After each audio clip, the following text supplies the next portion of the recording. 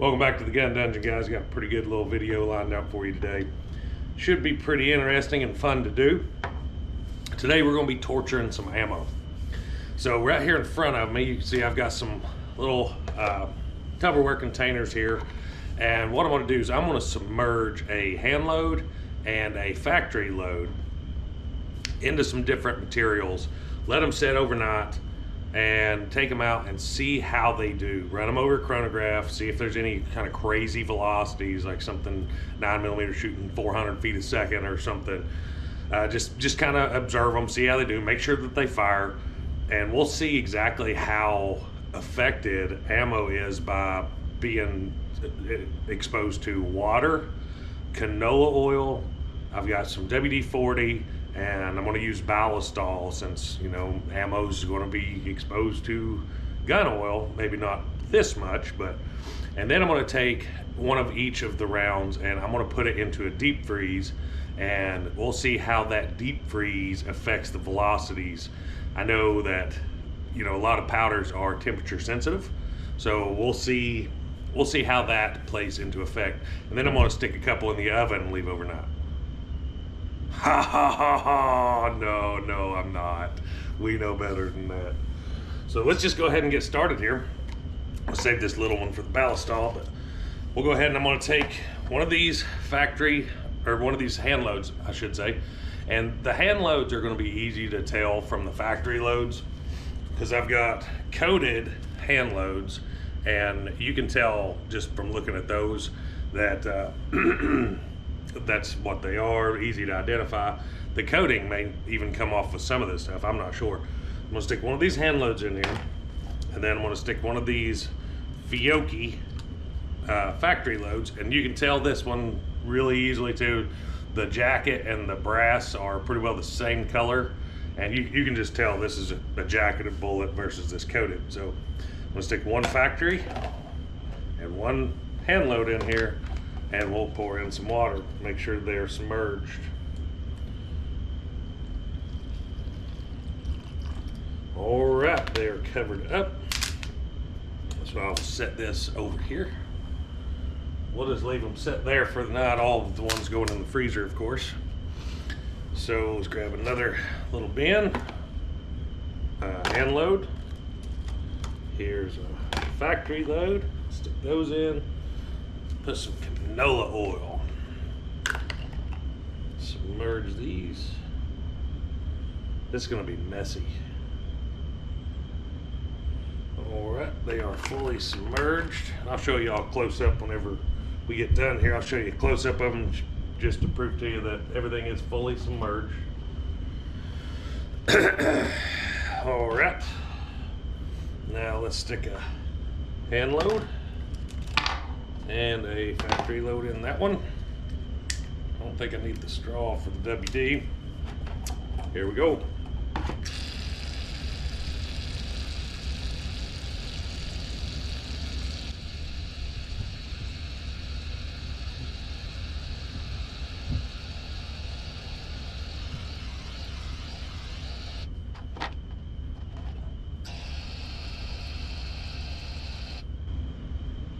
Okay, now it's fully submerged. That took a minute.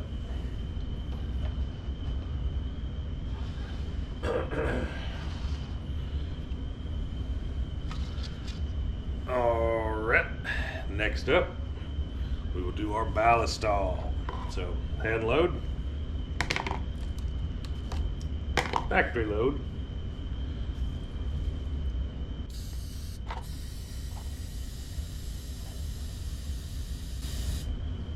oh boy, that stuff foams up, and spraying it directly into a bowl just shoves it right back in your face. Ooh. Oh, that's something.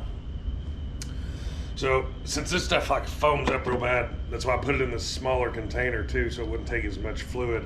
I'm actually gonna try to prop that up. So I'll find something to prop it up with, and that way the rounds are fully submerged. Wow. All right, that's our hand load and our factory load, and we'll go shove this in the deep freeze. So there's our factory round and our hand load in the deep freeze, along with some chicken. But all right, we'll shut that and go look at the others. So there you have our water, fully submerged. There is our WD, fully submerged. Canola oil, fully submerged. And I've got this leaned up to keep, sitting on a little matchbox here to keep them submerged as well. That's our ballast. So we will let these soak and come back, dry them off, keep track of them of course, and see how they do. Got some more stuff for you after this as well. All right, so these have been sitting here soaking for over 24 hours now. We're gonna pull them out. I'm gonna pat them off with these cloth towels here, and I'm gonna load them into this magazine, so that way we know the order when we get to the chronograph. There'll be no questions about what ones are which. I'll be shooting them through this Beretta Nano. One reason is if something does happen and this thing blows up, I'm not as worried about blowing this one up as some of my other favorite guns. This is probably one of my least favorite 9mm that I have, but that's what we're going to do. And this thing holds 8 rounds, and we just so happen to be testing 8 rounds.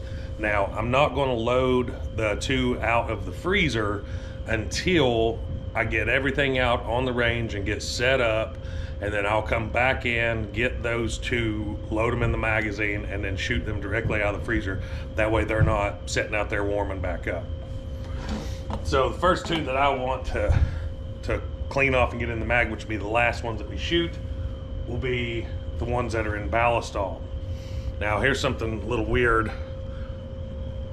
The ballast is kind of gelled up, and I don't know if that's just for maybe some residue that was already in the bowl, or it's something coming off of the coating. I don't know, but the coating on the hand load is still looks fine. But yeah, that ballast definitely has a layer of almost gelatin type substance on it. Let's dry these off, take a look at them. That stuff doesn't want to come off. It's good stuff as far as the lubricant. All right, so what I'm going to do is I'm going to load them to where in each sequence for each one, each different substance they're submerged in, I'm going to load the hand load first, so it'll be shot second, and the factory load will be the first one shot of each of the different substances.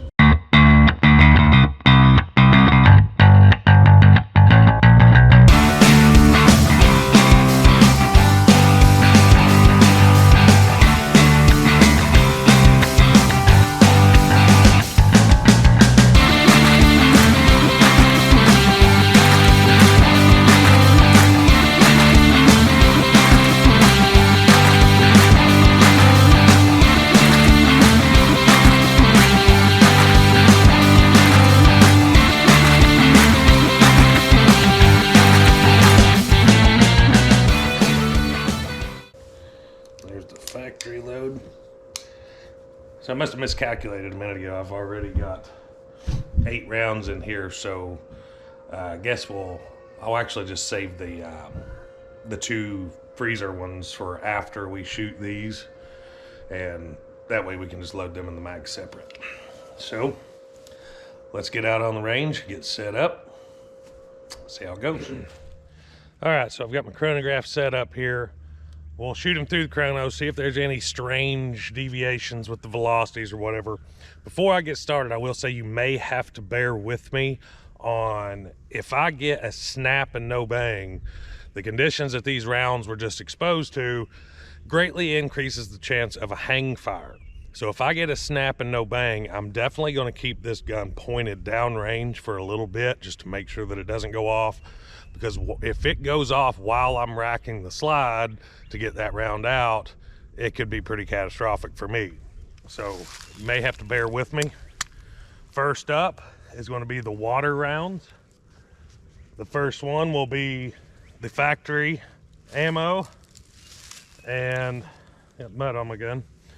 So this one's been soaked for over 24 hours in water, factory Fiocchi. 906, seems about right.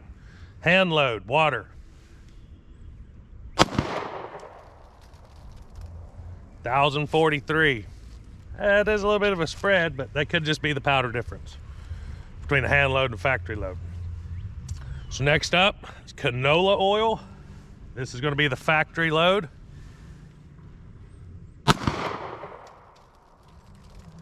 1047. This is going to be the hand load canola oil.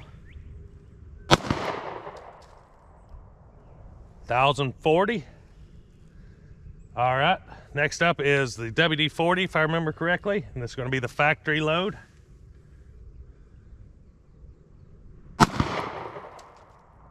1033. The hand load with WD-40 was 1054.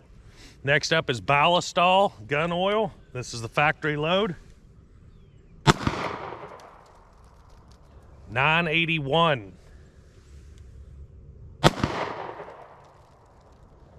And the hand load was 1103. Pretty consistent, really, other than maybe a few of the first factory load and maybe that last factory load down in the 900s. It was fairly consistent. I'll be honest, after soaking for over 24 hours, I expected fewer would go off than wouldn't. So color me surprised. Don't go anywhere. I got another test lined up. We're gonna get going on that. All right, so I've got our freezer rounds here, fresh out of the freezer. Literally opened the deep freeze door, grabbed them out of the bowl and walked straight out. So first up will be the factory round and then the hand load. Let's see if that makes any difference.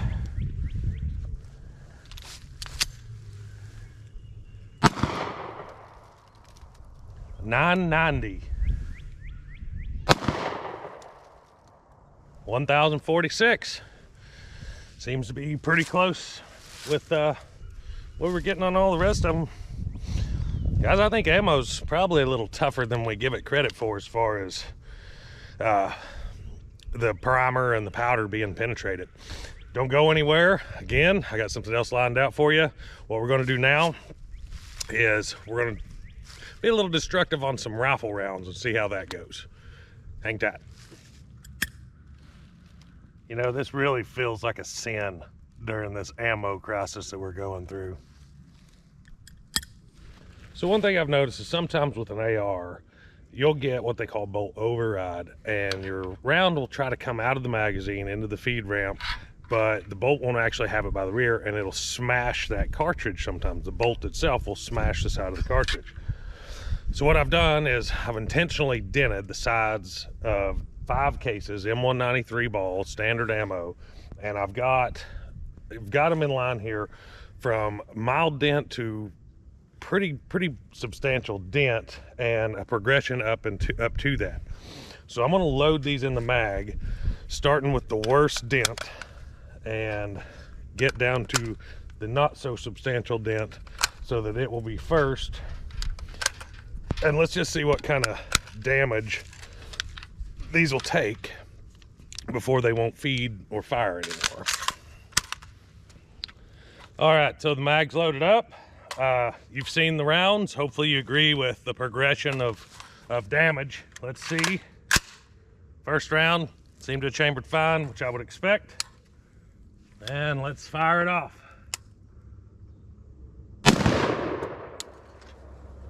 Shot fine.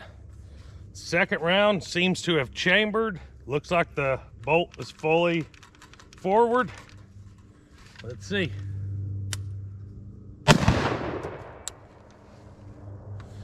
All right, so second went off. Third seems to have chambered.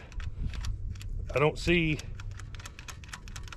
no movement when I hit the forward assist, so it must have chambered fine on its own. Now these next two are probably going to be the ones that we have issue with. One of them was dented so bad that the bullet was like slanted. It was kicked over to the side.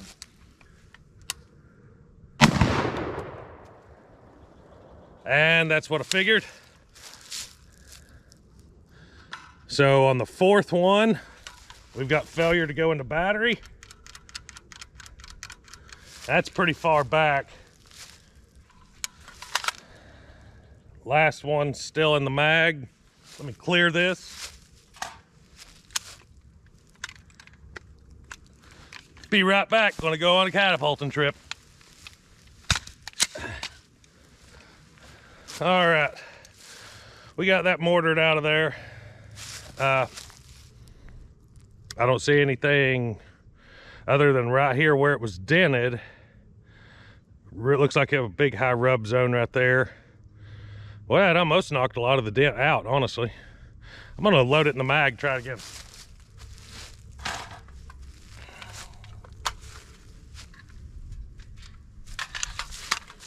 Let's see. Oh, she chambered.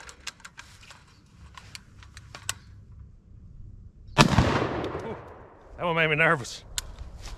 All right, so same thing on this fourth one, or fifth one, I mean. Failure to go into battery. But you can see it did start to feed, so the mag's now empty. Let me mortar this one out of here. Yeah, definitely gonna have to mortar it.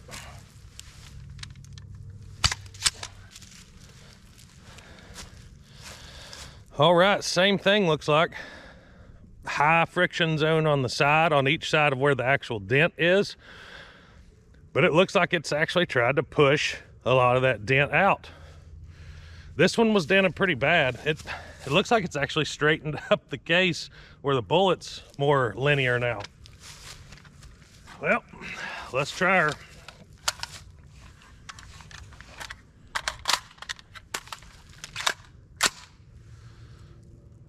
It went in the battery.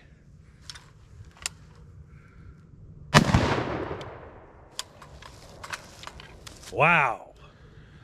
Well, that's all I got for you today, guys, but that was pretty interesting. I honestly didn't expect those results at all. I didn't expect the Ballast or the WD-40 rounds to go off at all. I figured surely if anything penetrated the seal in the primer pocket or the seal of the bullet in the case, it would be those two things. I was questionable on whether the water would be able to or not, but I definitely didn't expect the Ballast or the WD-40 to go off. They did just fine. And from what I saw, you may have a different opinion, but from what I saw, I don't think the velocities were too far off to call them anything other than shot-to-shot variation. Maybe the first round that was 900 and something, maybe the second factory round, or the last factory round, maybe. As far as those dents, I didn't think those last two had a shot of getting in, but it seems like on an AR-15 that even if you've got a massive catastrophic dent in your round, it will basically swage it back down with the chamber and get it to where it'll function and fire. I mean, I don't recommend doing it, even though I just did it. I don't recommend anybody doing that because I'm sure it increases pressure somehow, some form. I'm not a ballastician. I don't know the ins and outs of that, you know, on a deep scale. But I'm sure that it plays an effect on your actual pressure curves and pressure spikes. So I don't recommend doing it. But in my opinion, after this video, I've got to say, ammo is pretty tough.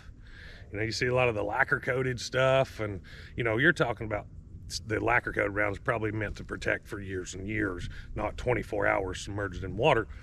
But in my opinion, ammo is pretty resilient. I think that seal that you've got between the primer and the primer pocket, as long as it's not a wore out piece of brass, it's got an enlarged primer pocket, and the seal that you get with that bullet being forced into that case plus a crimp, that's pretty tight. Clearly it's tight enough to keep out WD-40, gun oil, water, canola oil, and the temperatures had no effect on the rounds whatsoever either. So yeah, let me know what you guys thought in the comments, and until next time, guys, stay tuned.